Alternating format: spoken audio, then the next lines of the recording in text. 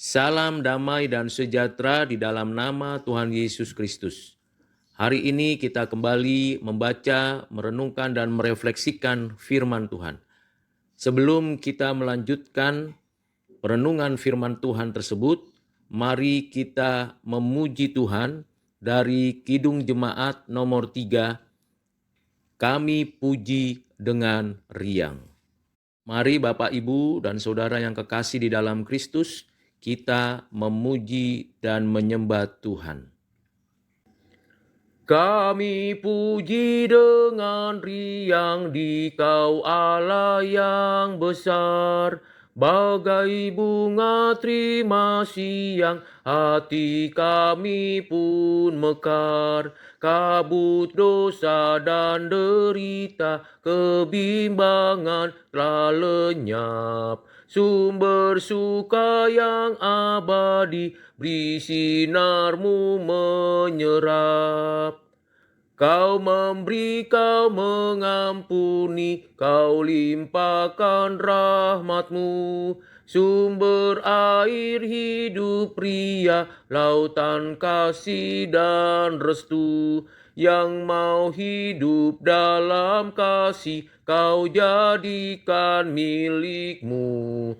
Agar kami menyayangi, meneladan kasih-Mu. Semuanya yang kau cipta memantulkan sinar-Mu. Para malak tata surya naikkan puji bagi-Mu. Padang, hutan, dan samudra, bukit, gunung, dan lembah, marga satwa bergembira, ngajak kami pun serta. Mari kita memuji dengan suara menggegap, menyanyikan kuasa kasih yang teguh serta tetap. Kita maju dan bernyanyi, jaya walau diserang. Ikut mengagungkan kasih dalam lagu pemenang. Mari kita berdoa. Bapa yang bertakhta di dalam kerajaan surga, segala pujian, hormat, dan syukur hanya kepadamu. Pada hari ini kembali kami mau mendengarkan, merenungkan, dan merefleksikan firman-Mu. Kiranya Engkau berkenan kepada kami. Sucikan hati dan pikiran kami, ya Tuhan. Pada hari ini, kiranya Roh Kudus berkarya di dalam diri kami untuk kami mengerti kehendak-Mu dan kami menjadi pelaku firman-Mu. Kiranya Roh Kudus memberikan kepada kami pencerahan, pengertian yang mendalam, dan memampukan kami untuk menjadi pelaku firman-Mu. Terima kasih ya Bapa untuk kebaikan-Mu, damai, sejahtera dalam Kristus, memenuhi hati dan pikiran kami. Inilah doa dan permohonan kami. Di dalam nama Tuhan Yesus Kristus, kami sudah berdoa bersyukur. Amin. Firman Tuhan yang kita baca dan akan kita renungkan dari 1 Korintus pasal 10 ayat 13. Demikianlah firman Tuhan. Pencobaan-pencobaan yang kamu alami ialah pencobaan-pencobaan biasa, yang tidak melebihi kekuatan manusia. Sebab Allah setia dan karena itu Ia tidak akan membiarkan kamu dicobai melampaui kekuatanmu. Pada waktu kamu dicobai, Ia akan memberikan kepadamu jalan keluar sehingga kamu dapat menanggungnya. Bapak, Ibu, dan Saudara yang kekasih di dalam Kristus, kita menyadari bahwa pencobaan itu akan datang silih berganti. Sekalipun kita sudah mengenal Tuhan kita sudah menerima pengampunannya, kita sudah berada di bawah bimbingan Roh Kudus. Namun pencobaan itu terus terjadi. Tuhan tidak pernah mencobai. Yang mencobai ialah setan, roh jahat. Dan yang menjadi alat atau sarana pencobaan bisa jadi itu adalah orang-orang jahat, orang-orang duniawi, dan keadaan alam yang tidak normal yang tidak sesuai dengan apa yang seharusnya. Pencobaan itu akan kita hadapi dengan benar dan tepat apabila kita berpusatkan hanya kepada Tuhan Yesus Kristus. Kita perlu dan penting untuk mengisi hati kita dan pikiran kita dengan seluruh kebenaran Allah, agar ketika adanya pencobaan datang menyerang, kita dapat melawannya dengan firman Tuhan. Tuhan Yesus pernah mengalami pencobaan, khususnya setelah ia menjalani puasa dan ia dicobai oleh si iblis.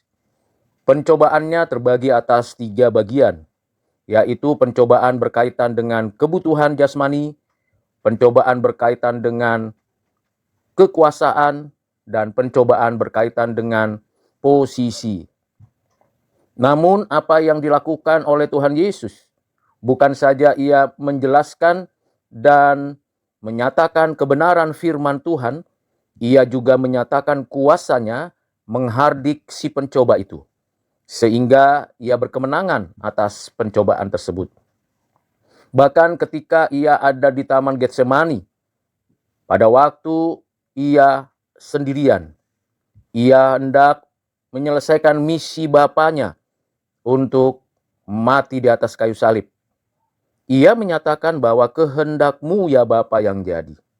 Ada keinginan yang disampaikannya, jikalau mungkin cawan itu berlalu, tetapi ia menyatakan dengan sungguh-sungguh suatu penaklukan diri dan ketaatan yang sungguh-sungguh nyata, dengan menyampaikan kiranya kehendakmu yang jadi ya Bapa. Bapak, Ibu, dan Saudara yang kekasih di dalam Kristus, ayat ini ditujukan kepada jemaat Korintus yang berkaitan dengan begitu banyaknya pencobaan yang mereka hadapi. Pencobaan dari dalam maupun dari luar, berkaitan dengan adanya perpecahan di antara jemaat, adanya orang-orang yang mengidolakan hamba-hamba Tuhan, bahkan kehidupan keluarga, kehidupan sosial mereka yang dicobai untuk diporak-porandakan. Bahkan kita lihat bagaimana mereka bersaing di dalam menikmati segala karunia-karunia dari Roh Kudus dalam pelayanan. Namun dalam keadaan seperti itu, Rasul Paulus mengingatkan apa yang ada di dalam kehidupan orang percaya. Ia memulai dengan satu contoh yang dinyatakannya, seperti yang pernah dihadapi oleh orang Israel, yang mengalami suatu kehidupan pergumulan, di mana mereka melakukan hal-hal yang tidak berkenan di hati Tuhan. Di dalam ayat sebelumnya dituliskan demikian, ayat 11 dan 12. Semuanya ini telah menimpa mereka sebagai contoh dan dituliskan untuk menjadi peringatan bagi kita yang hidup pada waktu di mana zaman akhir telah tiba. Sebab itu siapa yang menyangka bahwa ia teguh berdiri, hati-hatilah supaya ia jangan jatuh. Orang-orang Israel merasa menganggap diri kuat, hebat, karena menerima hukum Taurat, karena berada di dalam perlindungan dan pertolongan Tuhan sepanjang perjalanan mereka keluar dari Mesir menuju tanah Kanaan. Namun mereka tidak setia kepada Tuhan. Mereka menyembah berhala. Mereka melakukan hal-hal yang jahat di mata Tuhan.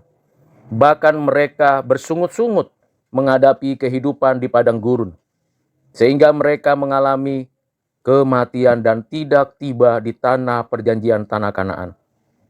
Rasul Paulus mengingatkan jemaat di Korintus supaya kita harus berhati-hati terhadap keberadaan apapun yang sedang terjadi.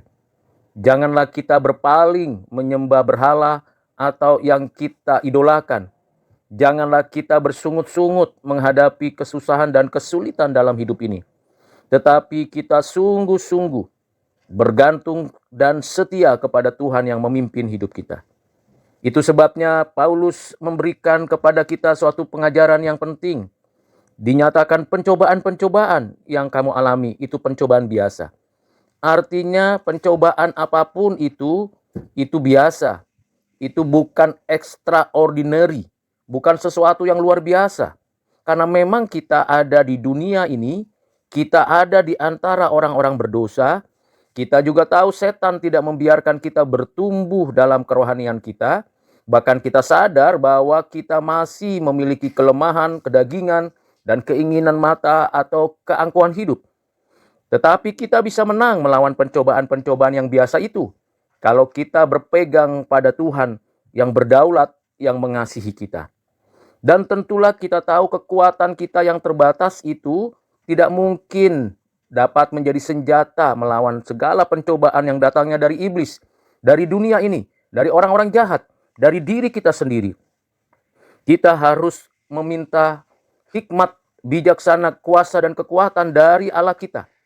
Kita bukan hanya menghafal, mengetahui firman Tuhan, memahami doktrin-doktrin yang sangat penting dan berkualitas itu, tetapi kita memberikan diri kita dipimpin dan dipenuhi oleh Roh Kudus, agar kita betul-betul mengalami sendiri kekuatan dan kuasa Roh Kudus untuk kita dapat mengalahkan pencobaan tersebut. Kita menjadi orang-orang yang lebih daripada pemenang.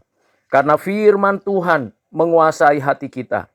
Karena firman Tuhan memberikan kepada kita pedoman iman agar kita terus-menerus bersandar bergantung kepada Tuhan yang hidup, yang menghidupkan kita. Kita tahu ada banyak pencobaan-pencobaan yang terjadi pada zaman ini, termasuk penyakit-penyakit yang kita sedang hadapi, baik pandemi yang kita sedang jalani, kondisi dan situasinya. Dan kita juga memiliki pergumulan-pergumulan, baik pergumulan sosial ekonomi, pergumulan relasi dengan keluarga, persoalan-persoalan dunia yang membuat kita bisa jadi mengalihkan pandangan kita dari Tuhan ke duniawi. Dan bahkan kita bisa jadi melakukan hal-hal yang buruk, bersungut-sungut, tidak menyangkal diri, tidak bersyukur atas segala pemberian-pemberiannya. Karena itu Bapak Ibu Saudara yang kekasih di dalam Kristus, di sini dikatakan bahwa Allah setia, dan karena itu Ia tidak akan membiarkan kamu dicobai melampaui kekuatanmu. Di dalam kasih setia Allah lah kita dimampukan untuk setia kepada Allah. Kita tidak berpaling lagi kepada dunia dan diri kita. Kita tidak mengandalkan kekuatan, pengalaman, pengetahuan kita.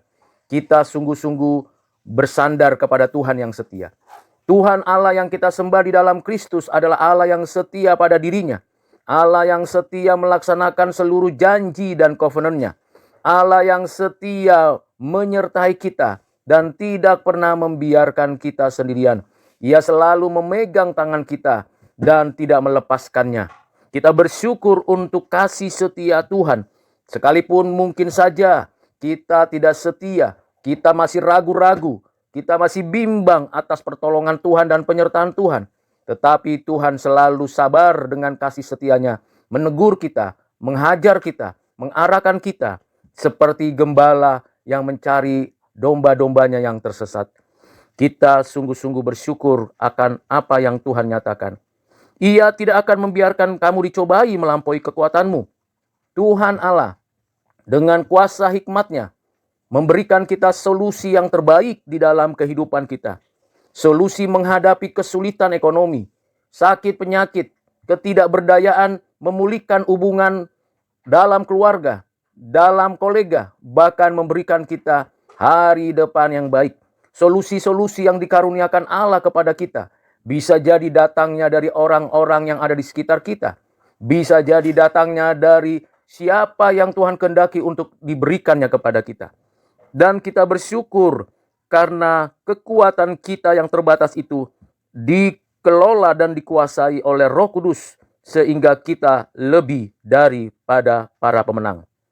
Dan dijelaskan di sini Paulus memberikan penekanan, pada waktu kamu dicobai Ia akan memberikan kepadamu jalan keluar. Ini adalah hal yang sangat diperlukan oleh setiap orang. Seperti yang sudah saya jelaskan bahwa tidak ada orang yang tidak mengalami pencobaan. Tetapi apakah semua orang akan menerima jalan keluar dari Tuhan Allah? Tidak. Karena hanya mereka yang betul-betul berpusatkan hidupnya kepada Kristus, yang betul-betul hidup bergantung dan bersandar kepada Tuhan Allah, ialah orang-orang yang akan diberikan jalan keluar. Dan kita bersyukur karena kita yang lemah ini ditopang dan dipeliharanya. Bukan hanya itu, dia mengatakan kepada kita, kamu dapat menanggungnya. Artinya sekalipun kita mengalami pencobaan, kita diberikan kekuatan menanggungnya. Daya tahan untuk menghadapi segala kesusahan, kesulitan, pencobaan, itu datangnya dari Tuhan Allah. Dan kita bersyukur kita dapat memiliki daya tahan. Daya tahan itu bisa jadi kita hampir-hampir jatuh dan putus asa. Tetapi kalau kita tetap terus setia, tetap terus bersandar kepada Tuhan, kita makin lama makin mempunyai daya tahan. Daya tahan ini seperti imun yang ada di dalam tubuh yang bisa bertahan menghadapi segala bakteri, virus, maupun segala penyakit apapun. Tetapi itu daya tahan fisik, daya tahan yang mungkin kita pada waktu-waktu tertentu lengah. Demikian juga ketika kita dihadapi dengan pencobaan, kita punya daya tahan. Mungkin saja kita sewaktu-waktu bisa lengah, bisa terpleset, tetapi Rasul Paulus memberikan kepada kita peringatan, hati-hatilah, jangan menyangka diri bisa melakukan semuanya dengan baik. Oh, karena saya punya pengalaman, saya punya pengetahuan, itu cukup menjadi dasar untuk saya bisa menanggungnya. Jawabannya tentu tidak.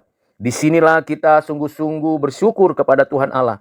Karena Roh Kudus akan terus mengingatkan kita akan segala dosa, akan segala kebenaran. Dan kita dituntun, dibimbing, diarahkannya, mengalami pemulihan-pemulihan dari Tuhan untuk menikmati segala kehidupan yang menang, lebih daripada pemenang di tengah-tengah dunia, di tengah-tengah kesulitan ini. Kiranya renungan singkat yang kita dengarkan ini dapat kita refleksikan dalam keseharian kita. Tuhan Yesus memberkati. Mari kita berdoa. Bapa di surga, terima kasih untuk firman Tuhan yang sudah kami dengar, ulasan dan renungan yang sudah kami pelajari. Kiranya Engkau tambah-tambahkan pengertian dan mampukan kami bisa menanggung segala pencobaan yang ada, bahkan kami dapatkan jalan keluar dari-Mu dan kami lebih daripada pemenang. Kiranya Roh Kudus terus mengingatkan kami akan firman Tuhan dan kami tekun membaca firman Tuhan sebagai sarana pengudusan kami dan juga kekuatan untuk kami menjalani hidup di tengah-tengah dunia ini. Terima kasih ya Bapa untuk segala kebaikan-Mu. Kami berdoa dan mengucap syukur. Amin.